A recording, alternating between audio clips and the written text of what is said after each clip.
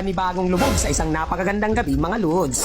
Saktong-sakto, may malaking bato agad sa aking harapan. Tapos ako naman ay naniniwala sa kasabihan, pag naikutan natin ito panigurado, makikita natin kung ano ang laman. Kaya nga tiwala lang mga lods na makakahanap tayo ng pang-ulam dito sa kailaliman ng mundo. Ayan, sabi na nga ba, nandito lang siya nakadikit sa gilid ng bato. O diba, nakikita nyo naman, isang malapad na saguksok. Ang kagandahan, kailangan lang natin itong kamayin. Dahil ang sabi ng batas, bawal itong tusukin. Eto pa, ang sunod ko ngang nalubugan mga lods.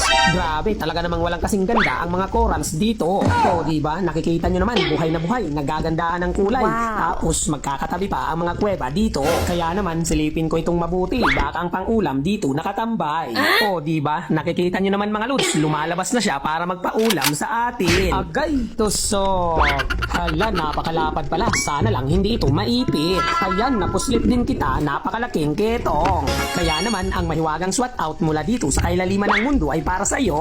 Idol JR Sabido from Garchitorena, Camarines Sur. Eto pa, nagmamadali ako sa paglubog mga lods. Kasi naman itong pang-ulam na nakita ko sa malayo mukhang kalis na. Agay, tusok. Ang malaking kulambutan na akala ko talaga hindi ko maabutan. Eto pa, nakikita nyo na ba yung natatanaw kong mga lods? Tama, isa nga itong pusit na mabait. Ang kailangan dito, dahan-dahan lang dapat ang ating paglapit para hindi pumuslit. O diba, nakikita nyo naman mga lods, nasa likod na tayo pero wala pa rin siyang kamalay-malay.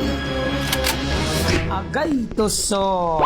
Ano, edi makakaulam na naman ako ng kalamaris ngayon. Kaya naman, ang mahiwagang SWAT out mula dito sa kailaliman ng mundo ay para sa'yo. Idol Ronnie Amitin from Masbate City. Eto pa, sakto pagkalubog ko nga uli, may nagtatago pala sa likod ng bato. O diba, nakikita nyo naman mga lods, isang napakalapad na danoy. Agay, tusok. Grabe, napuruhan sa noo mga lods, kaya naman hindi nakagalaw. Tapos, pagka-uwi mamaya ng bahay, sa pinakamasarap na sabaw tayo, magtampisaw. Eto pa, mabalis nga akong nakabalik dito sa kailaliman ng mundo mga lods. Tapos saktong-sakto naman, malaking bato pala ang aking nalubugan. Kaya naman asahan nyo mga lods, makakahanap tayo ng pang-ulam dito. O diba, may isdang bulaga na kahiga at meron pang danggit dito sa unahan. Itinuro ka kasi nitong ganting, muntik pa nga kitang malagpasan. Kaya naman usog ka na lang ng konti para hindi ako magmintis. Agay, tusok. Napakasimple lang talaga ng buhay sa isla. Kahit mahirap mga lods, okay lang kasi naman ang ulam laging masarap. Eto pa, ang mga breadstick dito sa kailaliman ng mundo, mga lods. O diba, nakikita nyo naman, madalas dito nakasiksik ang mga isda para hindi sila makagat ng mga pating. Kaya nga, panigurado, makakahanap tayo ng pang-ulam dito. O diba, nagparamdam na si Marites at ang kanyang